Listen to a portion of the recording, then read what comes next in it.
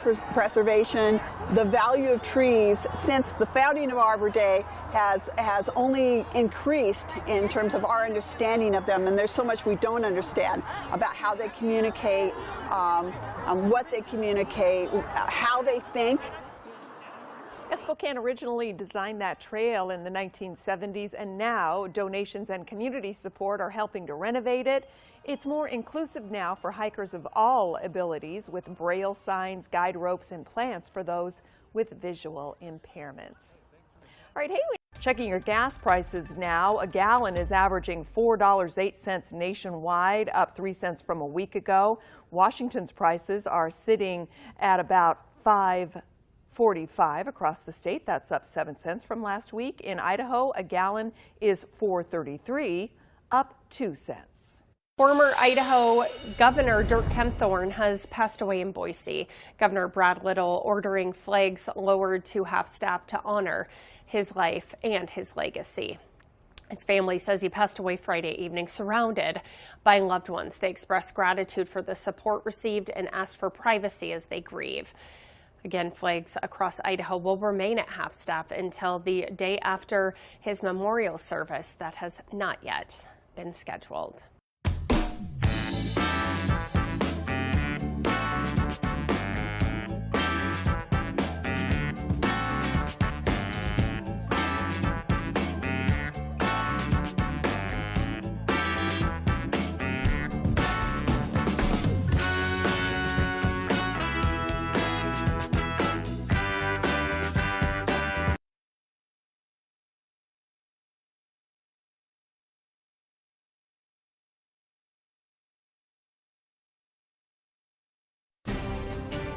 Covering the content that connects our communities. You're watching NonStop Local Pulse Prime. Yeah, hi everybody, I'm Heidi Miley. Thanks for joining us on Pulse Prime. Right now we need to check out that weather outside in Spokane and across our region. Rosemary Wright with us. Rosemary, such a huge week ahead. We are 1 week out from Bloomsday. Yes, already those lilac season activities have started. We've got Bloomsday on the horizon. Feels like there's so much happening this week, and luckily the weather seems to be cooperating. You can see today in Spokane, temperatures rose to a pretty comfortable zone. 59 degrees was our high within city limits, so not too far off of our average for April 26th historically. Tri-Cities also just a couple degrees short of their average for this time of April too. And as we look at our satellite radar, you could see our skies were quite calm for many of us today as well. We did capture some scattered showers through central Washington and the Panhandle, some flurries into northwestern Montana, but overnight you could see we're looking at pretty dry and comfortable conditions as well. As for tomorrow, Monday, when you head back to work, dry conditions, then to some cloud cover off and on. Daytime highs in the 60s. We're talking low 60s for Spokane, upper 60s for the Tri-Cities and Yakima.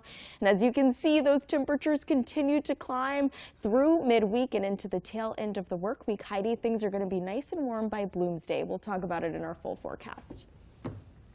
Yeah, thank you, Rosemary. Moving on to continuing coverage. One man is in custody after officers say a suspect fired shots outside the White House Correspondents' Dinner. Agents rushed President Trump out. Authorities say Cole Thomas Allen is a tutor and a computer engineer in the Los Angeles area. Police say the 31-year-old armed himself with a shotgun, a handgun, and multiple knives, and then charged through a Secret Service checkpoint at the Washington Hilton last night. Security video shows Allen sprinting through the lobby before officers tackled him. Gunfire did hit one Secret Service agent, but the White House says that agent only suffered minor injuries because his ballistic protective vest took the impact. That suspect is to appear in court tomorrow on a number of charges. Now, we're also finding out that Allen sent a note saying he believed it was his duty to target Trump administration officials. The White House gave NBC a transcript of these writings. The writings alluded to grievances over a range of administration actions, including U.S. strikes on drug smuggling boats in the Pacific. In that note, Allen criticized the president without mentioning him by name and later added, quote, I experience rage thinking about everything this administration has done, unquote. The suspect's sister told police her brother had a tendency to make radical statements. Right now to Washington State news. FEMA has denied Governor Ferguson's request for hazard mitigation funds to stop future flooding in Washington. Federal emergency managers say the state does not warrant hazard mitigation money, they call it, even though the president declared severe flooding from December a disaster. Washington State can appeal this rejection until May 23rd. The funds would have helped Washington get ready for future flooding risks. The Department of Justice has opened a federal civil rights investigation into the University of Washington, reviewing the school's response to reported incidents of alleged anti-Semitism. Assistant U.S. Attorney General Harmeet Dillon posted on X that she authorized this review, and she cited off-campus fundraising plans to support, quote, Lebanese resistance by the group called Students United for Palestinian Equality and Return, UW. That group is also known as the Super UW group. Dillon also cited an alleged history of violent anti-Semitic activity associated with that group. Now, in response, university spokesperson Victor Balta said the university is not affiliated with that group. He said it's an on-campus group. He did confirm that the DOJ is conducting a compliance review and says the University of Washington will cooperate.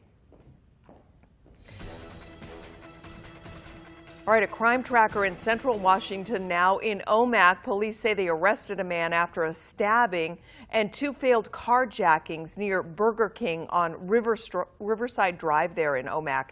Investigators say a 27-year-old slashed a 61-year-old man who was walking to Burger King and then tried to carjack 2 vehicles before officers detained that suspect. The stabbing victim got medical aid on the scene. Omak police expect felony charges as they investigate. And on an upbeat note here, just west of Yakima, the Glebe Fire Department is sharing that new fire chief, Jim Beatty, is at the helm after a promotion. Glebe firefighters are also sharing pictures of their send-off for retiring Fire Chief Ken Frazier and a special presentation that Glebe made for him. Frazier is retiring after 10.5 years of service as the first career employee of Glebe Fire and Rescue. He started as a volunteer, and now after retirement, he says he does plan to keep on volunteering and serving the Glebe community that way. All right, Yakima police are reporting a drop in major crimes even after millions in budget cuts and fewer officers on the force. The department lost about $3 million after voters turned down a levy, and so that department had to reduce staff numbers. Chief Sean Boyle says the department is operating with fewer officers, far fewer, he says, than just a few years ago. We're fully staffed at the 124 budgeted, which is unfortunately significantly down from 2014 where we had 147. We took a 12 commissioned officers. We're no longer in the budget this year. Yet despite fewer officers, Yakima reports a significant drop in burglary and auto thefts. Meantime, the city has made a few one-time adjustments to try and fill some open public safety positions and is offering some signing bonuses. All right, check out your screen here, guys. If this is any indication, oh, what a summer it will be for young people and Airway Heights Police. The Police Adventure League is revealing pictures of their whitewater rafting.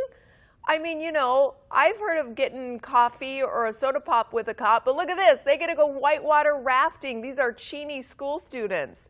A unique collaboration with Peak 7 Adventure uses outdoor adventures like rock climbing, rafting, and hiking to build relationships between teens and law enforcement. And they say this is just the first activity planned for a very busy summer to build confidence, create connections, and provide better choices. And across the Northwest now, Spokane is getting to host one of several international soccer teams ahead of the 2026 FIFA World Cup. The U.S. is just one of only a handful of nations ever to get to host 2 World Cups. The games here start in June, and Rachel Turcotte has more. Students here at Gonzaga University are excited for the Egyptian national team to be practicing here on their stomping grounds and thinks that it will strengthen their community. I think it's really good for the Spokane community just within itself. Like Gonzaga is a very tight-knit community, same with the Spokane area, just all around. So I think it is really good to kind of have that presence at something that is not just basketball as well. And to add on to this excitement, partners from across Spokane announced a Summer of Soccer campaign to make the most of being selected to host Team Egypt. Restaurants and other businesses will be open for match viewing, and soccer fans are invited to gather at the Giza Pavilion at Riverfront Park on June 19th and July 19th to watch these matches while enjoying their favorite foods and beverages. And Visit Spokane is excited for this opportunity to connect local fans and businesses to Spokane's Summer of Soccer and wants to show what the city can deliver. Reporting in Spokane, I'm Rachel Turcott for NonStop Local. Okay, now from what the world calls football to what we call football, the NFL draft wrapped up yesterday with hundreds of players hearing their name called as dreams of becoming a pro came true. SWX's Grady Glover is here with us. So Grady, what's happening with some local players? Yeah, had some local players that are now getting the same opportunity. We didn't have anybody get drafted this year, but what we did have was a few undrafted free agency deals, and those players will now get their shot to compete for a roster spot in the NFL. Washington State had two. Safety Tucker Large, who signed with the Philadelphia Eagles. He played just 1 year for the Cougs. Also, cornerback Colby Humphrey. He's headed to the Bay Area after signing with the San Francisco 49ers. For the Idaho Vandals, just one player, Isaiah King. He's also going to Philadelphia, same as Tucker Large. He signed with the Eagles as well. Also with the hometown Seahawks, they turned 4 picks and 1 pick next year into 8 total selections in this year's draft, highlighted by that guy, running back Jadarian Price, also drafting safety Bud Clark in their first 2 picks. So here's a full look at their draft recap. 3 offensive, 5 defensive players, including 3 corners, as the league's best defense looks to load up again with young talent that'll help their team defend the Lombardi Trophy. I mean, they were unbelievable last year, and a big reason that they won the Super Bowl is because they did it with a lot of players who were super young, even rookies like Nick Emenworthy. So if they're able to do it again with some of the guys that they just drafted, they're going to be really good again. And I love that we did have some Washington guys in there, Cooper Kupp, everything like that. Exactly, and he was on the Seahawks, and so yeah, it's pretty awesome. All right, thank you so much, Grady. Yeah, still to come here tonight on Pulse Prime, new wildfire detection technology, how cameras out in remote areas could beat emergency calls by more than half of the time. And in your full weather forecast, we'll make sure you're ready to return to work tomorrow as temperatures climb across eastern Washington and North Idaho. That's coming up here on the Pulse Prime.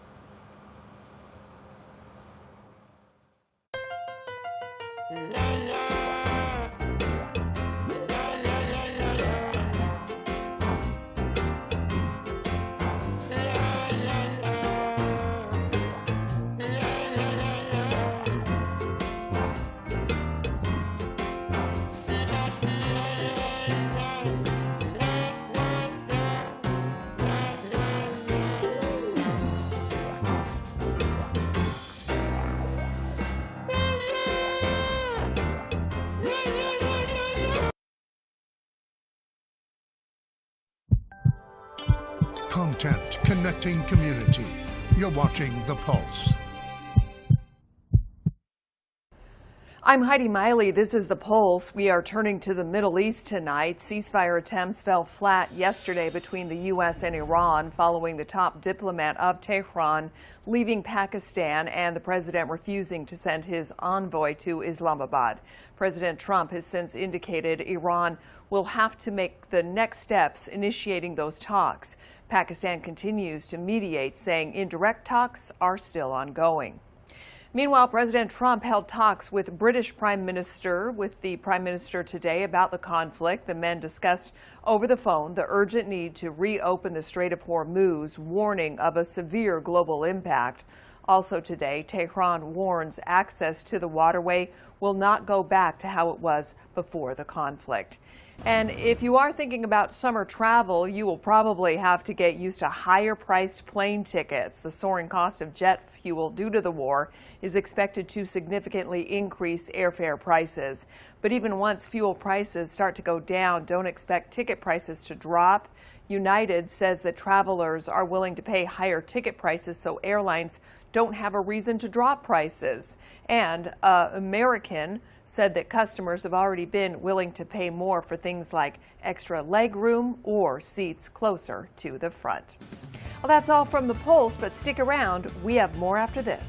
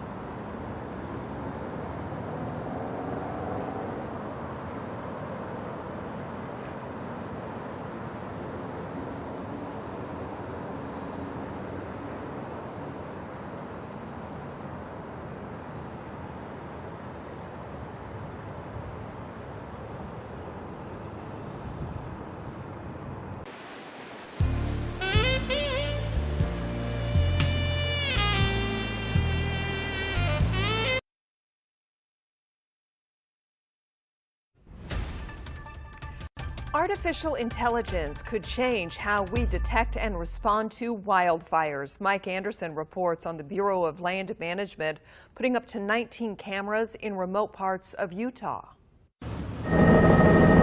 If we could just catch something like this much faster in these earlier stages with only signs of smoke. It'll be a game changer. You know, in remote areas, there's a chance that many more fires could be put out before becoming a disaster. We've seen, across some of the western states beating 911 anywhere from 38% of the time up to 60% of the time. Scott Chifando is Vice President of Operations at Alert West, which already partners with 14 western states, a system that he says detected some 5,600 wildfires over the past 2 years. And where these cameras really excel is in some of these more remote wilderness areas, maybe where there's lightning strikes that, the fire builds over days of time. And that's where the United States Wildland Fire Service would like to focus efforts with 19 cameras. not only will it help with quicker response times, but it'll aid fire managers in making better educated decisions on responses. The Utah Educational and Telehealth Network is helping get all of them connected. One thing that's been taken into consideration is a design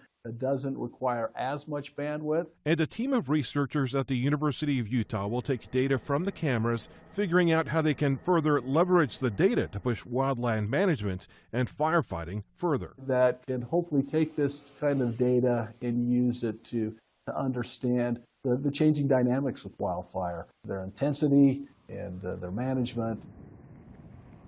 Well, that was Mike Anderson. Those cameras are being paid for with the help of a $1 million grant, and that's to cover their use for 5 years. So I get it, deep in those remote areas where it could just go on for days and days. Yes, before someone sees it or smells it, and then it's just so much harder to put it out once it's spread so far. So that's some really awesome technology. Yeah. I wonder if anything like that will come to our neck of the woods. Yeah, we'll be tracking it, and we'll let folks know. Yes. But gosh, with summer coming our way, so is the wildfire season. Yes, absolutely. Unfortunately, fire season, we're already in those early stages right now. The warmer temperatures we're already starting to see unfortunately contribute to that, right? Even though they can be pretty comfortable too. As we're getting later into the evening here, we've got temperatures holding strong in the 40s across the metro area and single-digit wind speeds. Over in the Tri-Cities in Yakima, we're talking 61 degrees right now and 55 through Kennewick, Richland, and Pasco. Single-digit wind speeds there too. As we look at our satellite radar, you can see where we captured some showers through the Panhandle, flurries into that northwestern portion of the Treasure State, and even some wet weather through central Washington and into northern Oregon as well. But overnight, we look for things to be really quite calm. We're talking we have a slight chance for some more snow along Montana's northern border, but no wet weather expected for eastern Washington or North Idaho. And our winds reflect that calmness too. We're expecting gusts to peak in that 20-mile-per-hour range for Spokane, with the surrounding areas peaking in the single digits or teens tonight as temperatures fall to 33 degrees in Spokane. 34 degrees are expected low over in the Lake City, 44 degrees tonight in the Tri-Cities, and 39 degrees on tap for Yakima. You can also see just how low that chance of rain is as these graphs show throughout the next 12 hours here and into tomorrow, when temperatures look to rise to 60 degrees in Spokane and 59 degrees over in Coeur d'Alene. Bit warmer over in Moses Lake, 69 degrees there, and into the 70s for the Tri-Cities at 71 degrees. Hermiston, Oregon, not far behind, 69 degrees are expected high there.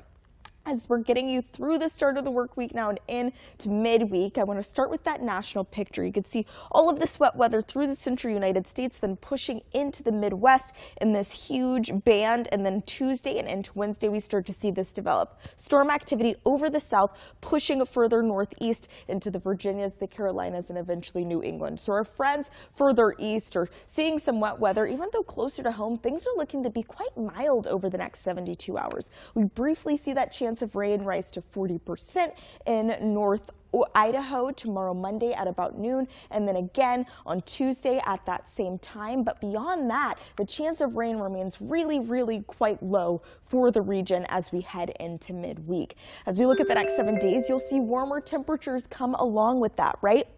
Thursday and into Friday, we see a return to the 70s just in time for Bloomsday over the weekend. Here's that first look at our Bloomsday forecast. We're expecting temperatures to rise to 74 degrees on Sunday, just in time for the big race. Partly cloudy conditions, which is kind of perfect when you're running and exerting a lot of energy, and just a 1 in 10 chance that we're going to see some rain that day. As we look at the next 7 days for the Tri-Cities in Yakima, you'll see that we actually have a return to the 80s set for Thursday into Friday for the Tri-Cities, and by Sunday for Yakima. So we've got some warmer weather on the way, Heidi, but certainly needed. Oh, that's your forecast. There's still more to come here on the Pulse Prime.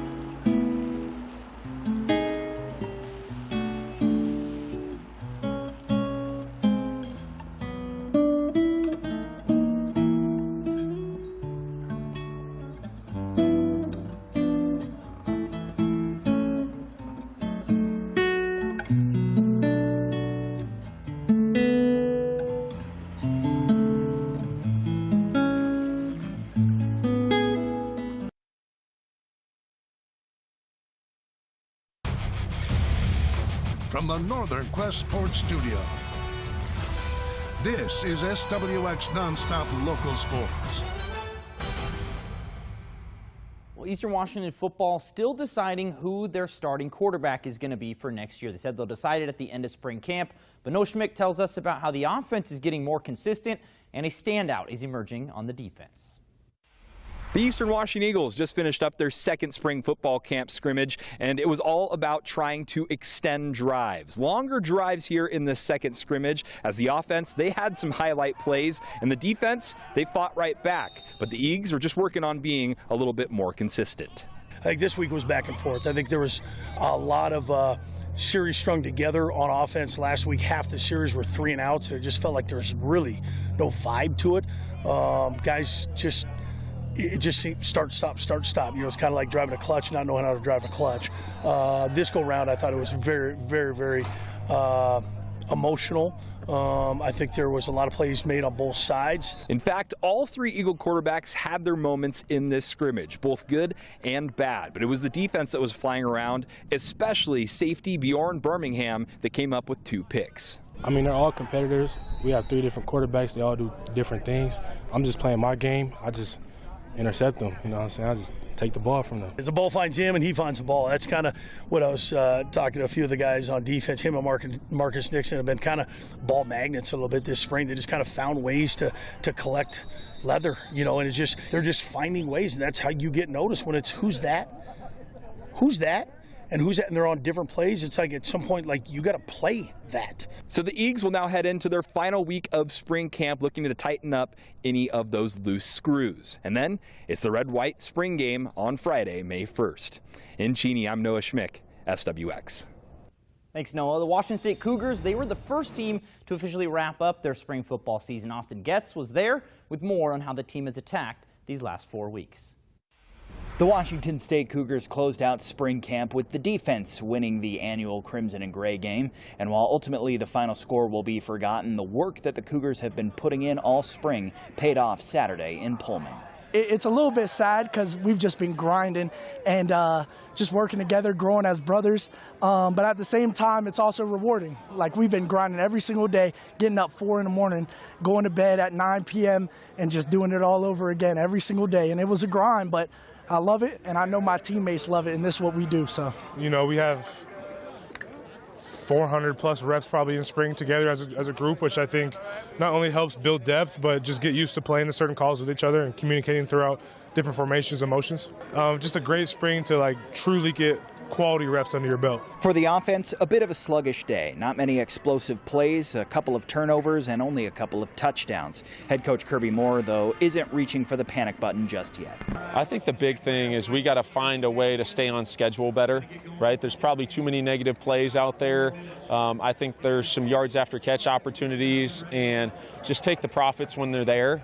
Right, that's the biggest thing from an offensive standpoint. We got great playmakers, and sometimes just dumping the ball off, shoot that guy, we'll get quite a few yards for you. With spring camp finished, the Cougars now turn their attention to their off-season workout program. And the next time we see them out here on Giesa Field, they'll be getting ready to open a new era of the Pac-12 Conference. Reporting in Pullman, Austin Getz, SWX.